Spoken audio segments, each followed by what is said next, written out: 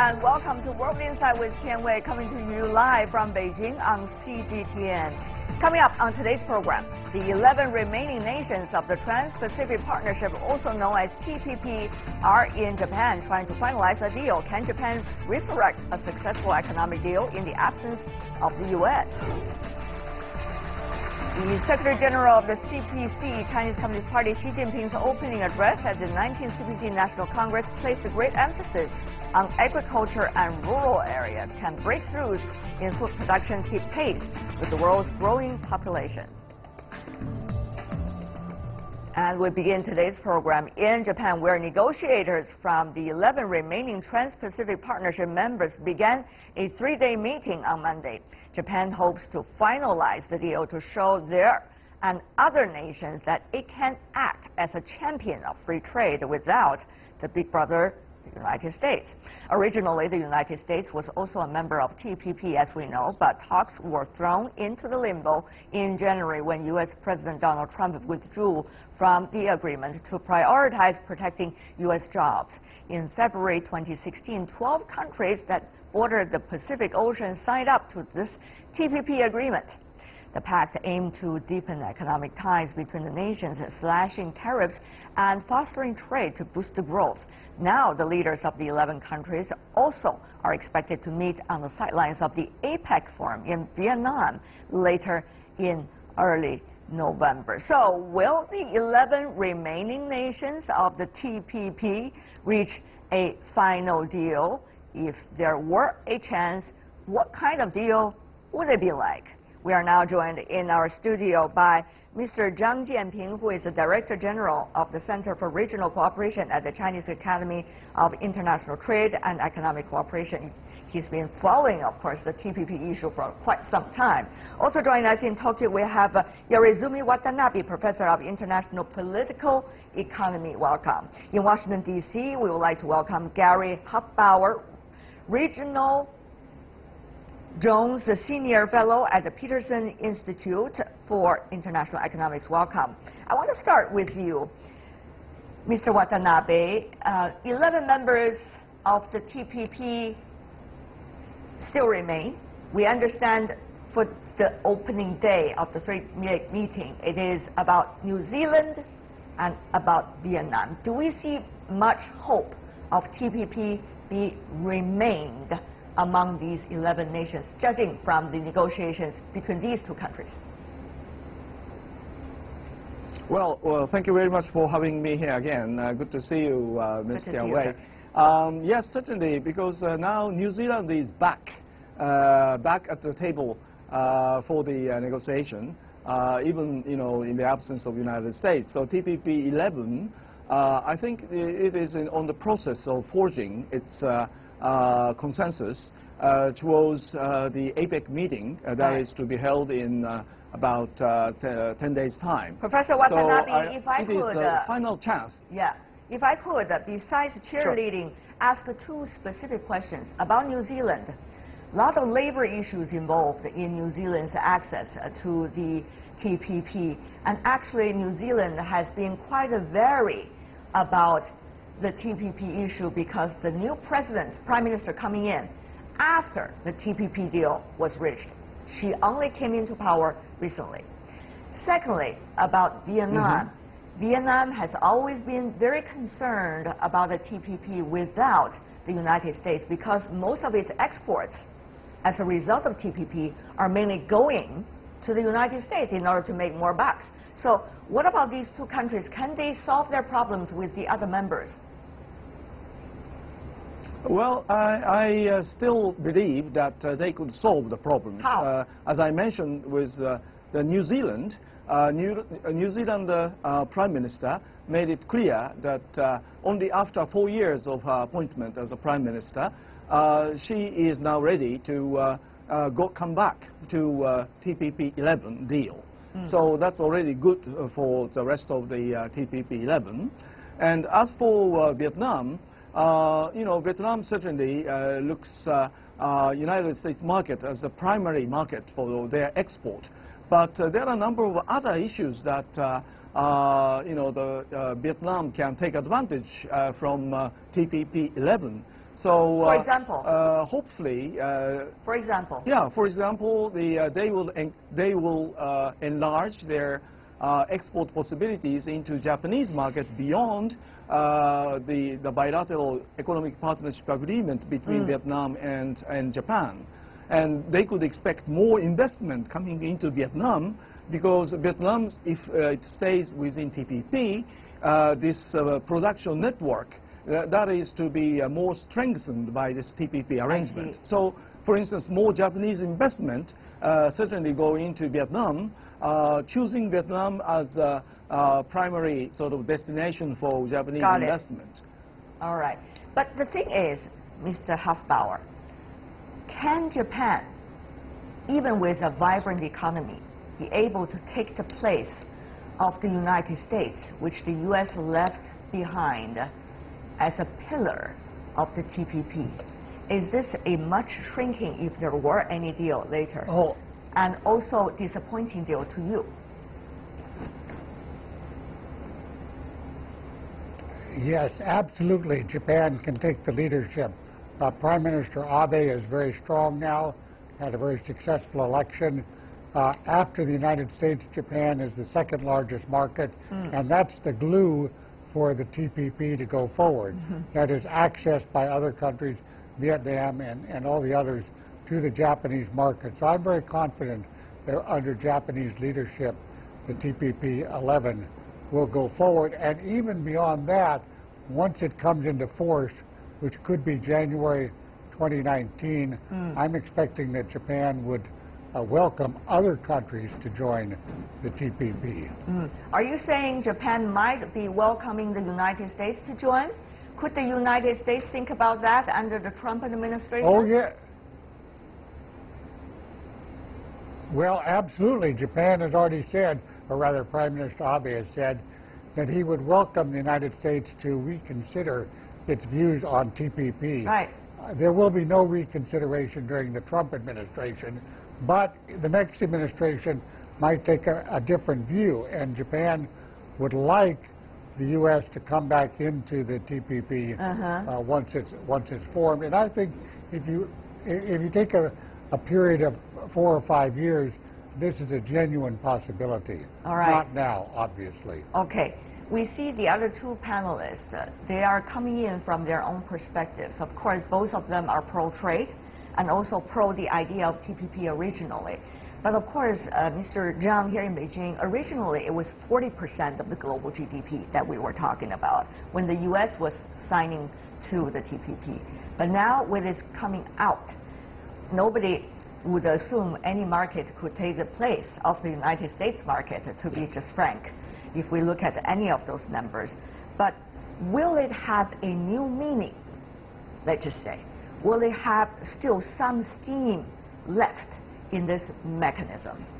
Yeah, I think that those TPP members have already have more than 5 years negotiations on that, and they formulated a long text for agreement, and many fields, more than about 29 fields included. Yeah. So actually, they pay so a lot of attention on those tariff issues, non-tariff issues, and those issues behind the borders, something like that. So I'm afraid that the rest of 11 members still make consensus on those issues, but just on some of more detailed issues, maybe there are some of new concerns, new problems, but they will have a new round of negotiations to solve those small issues. But generally, I think that the most of issues they already make consensus. So in this regard, my judgment is that it would be very possible for them to make new agreements. At this point, Mr. Hufbauer, we see 3 ways from the Trump administration since it came into power about its ways of dealing with international and bilateral trade. Several things experts point to. One is try to use domestic trade laws toward international trade to consolidate the executive power of the White House in that regard. Secondly, is to put multilateral more into bilateral format to have a bigger say in any trade deals. And thirdly, of course, we all know is to further withdraw from the international trading system and regional trading system. What would this combined eventually mean for the U.S. trading capabilities and investment capabilities toward the other countries? Mr. Hufbauer, I know this is a profound and big question, but I know you've been doing research about that for a long time, so I hope to have some analytical views from you. Well, thank you. You have summarized exactly what the Trump administration is doing, and what it is doing is shrinking the U.S. role in the world economy by renegotiating NAFTA, by new amendments to the Korea-U.S. agreement, and so forth. Much will depend on what other countries do. If other countries, in the case of TPP, come together and form a TPP 11, and if somehow Britain and the European Union can work out their relationship, and the European Union and Japan can form a new agreement, well, then the outlook is not so dismal. However, if other countries follow what the U.S. is doing, which is basically to raise barriers to trade, well, then that won't be good for the world economy. That will be very bad for the world economy. The growth of trade has been one of the main strengths of the world economy for the past 70 years. So this would be unfortunate.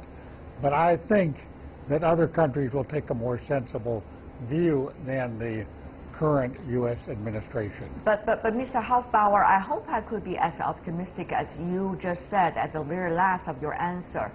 Yet you do see the inward-looking trend that we are facing today, not just in one country, but in quite a number of countries worldwide, with political elections, with regional debates, with regionalization's failures here and there.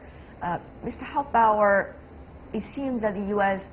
has quite a number of followers. Yeah. Well, you are right. There are a lot of adverse trends, populist trends against globalization. China will play an absolutely key role in this. If China also restricts international investment, international trade, well, then if you have the U.S. and China both doing it, those are the two largest economic powers, that will be very bad. But I think, based on what President Xi has said at the 19th Party Congress, China has a very different view, or at least talks about a very different view. So I'm expecting China to step up its engagement with other countries. I think it's even possible, you know, I know it sounds far-fetched, but I think it would be possible in 5 years' time, perhaps, for China to think about joining the TPP. So far, no decision has been really talked about in that direction. We'll see what's going to happen, or maybe some other trade mechanism. Nobody knows how the world will be like in 5 years. Professor Watanabe, though, I want to come back to you. Now, politically, Japan seems to be quite settled at this point. So what can be Japan's role for international trade?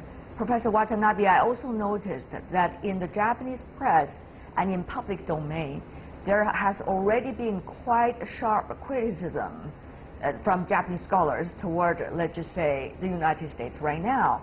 So the rise of Japan in trade mechanisms like this, what would it mean also to Japan's relations with the United States, in which, of course, trade is one of the most critical factors? Professor Watanabe. Okay, thank you very much. You see, all those three countries, like Japan, United States, China, we are all members to WTO. But if we look at WTO, actually, since the end of the Uruguay round negotiation back in 1994, we haven't made so much progress in the rule making to adjust this trade edifice, such as WTO, to be adapted to a lot of changes over time on the international trade issues. So you see the Doha Development Agenda, so-called Doha Round, has been constantly failing in producing tangible results. Yeah. So TPP and all other mega FTAs such as RCEP, Regional Comprehensive Economic Partnership, as well as JCK, Japan-China-Korea FTA, both of which China is an inherent member to, those are the new mechanism to create new trade-related rules, which has been quite missing in the WTO. So Japan takes a good care of those mega FTAs, TPP, JCK, trilateral FTA, as well as RCEP. And Japan has recently concluded bilateral EPA, which is FTA, with European Union, and we would like to see the finalization of this Japan-EU bilateral EPA. So you see, that is also covering about 30% of all GDP. Okay. So altogether, those mega FTAs, including Japan-EU EPA, Japan would like to develop into the very well-established network of mega FTAs, and with the results of those FTA negotiations, we would like to bring them back to the WTO, such new rules on investment, competition policy, government procurement, and so forth. Yes, Mr. Zhang here in Beijing, when you see the United States is where it is, we don't need to have further words to describe it, everybody knows. When you see Professor Watanabe just suggested Japan wants to remain an active role and also be able to push from its own perspective what they consider as free trade, what will be the role of China? And at this point, TPP originally was not, China was not invited, China was not part of the discussion about how they should be formed.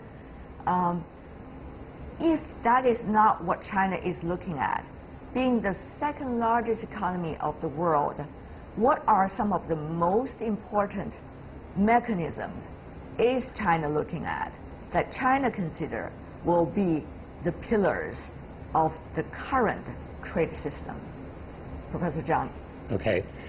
For the U.S., I think that even if now they are paying attention on bilateral FTA, but in the future, maybe they still need to consider multilateral. And for Japan, we are very happy to see Japan becomes more and more positive to promote regional cooperation. Actually, from Chinese view, I think that we have a very clear picture on both promoting globalization and regional integration. That means we will promote WTO, WTO related negotiations. Meanwhile, we also will focus on China's RTA network, construction. For example, now our top priority, that is RCEP. As well as other bilateral and trilateral free trade agreements. Meanwhile, from Chinese side, we have a very clear saying, that is, we will create our new RTA network, aiming for on the platform of Belt and Road Initiative. RTA network, you are meaning? Actually, regional trade agreement network. I see. Aiming for global, actually every country in the world, in case that country has a willing to have bilateral or multilateral free trade agreement with Chinese side. Of course, the Chinese 19th CPC Congress has won a lot of attention from all over the world. Mr. Hufbauer, you probably have also been carefully listened in to that report delivered by Xi Jinping about the Global Committee of Shared Future, the relations between big powers, and also the Belt and Road Initiative. These are all new ideas, perceptions, and initiatives brought up by this administration.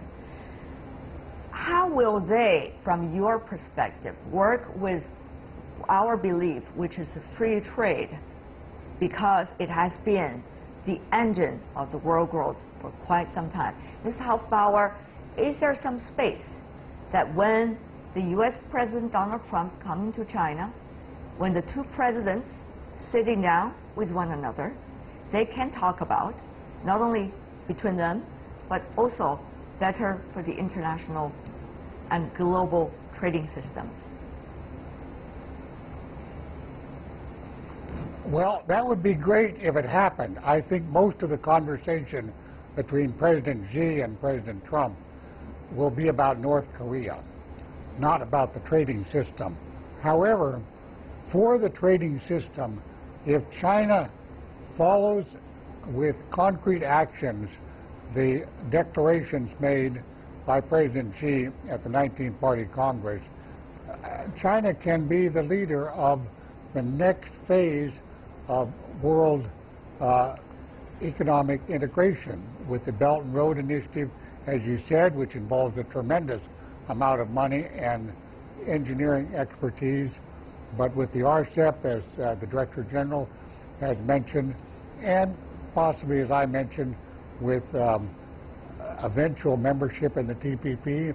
And then right now, in December, there's going to be a meeting of the WTO. I know the U.S. is not looking for any declaration from that. But again, if China steps up and takes a leadership role, this could be a very constructive thing. So I'm putting a lot of hope on China. A lot of time posts here, Mr. Zhang. Bilateral meeting between the two presidents, the U.S. and China, two of the largest economies in the world, likely in 1 week. Secondly, APEC, CEO Forum, and also APEC Summit. The two presidents and some of the other economies, the state leaders, going to be there. Thirdly, you got a WTO meeting, as Mr. Hufbauer just mentioned, at the end of the year. Quite a number of time posts to let the world assess where we are and where we are going. Mr. Zhang, what could happen with China's side? Yeah. All of those belong into tough missions for both China and the U.S. You know that China and the U.S. economic relationship is the most important bilateral relationship in the world. Also, we hope that we can keep stable and rational relationship and benefit for global development. Also, for WTO and APEC, just before I mentioned that for Chinese side, we both appreciate globalization and regional cooperation, especially on those different platforms. Today, China can play more and more important role and constructive role. So in this regard, I hope we can cooperate with other members. I see. Well, we hope a lot of things could happen in the positive direction for better of the world. But for now, I have to say goodbye to the three of you, though I want to express my appreciation for your helping us to understand some of the most important factors in the global trade. Zhang Jianping, Yorizumi Watanabe, Gary Hufbauer. Really appreciate it, gentlemen, for being with us. Thank you so much. Thank you. And you're watching World Insight with Tian Wei. Still to come on our program.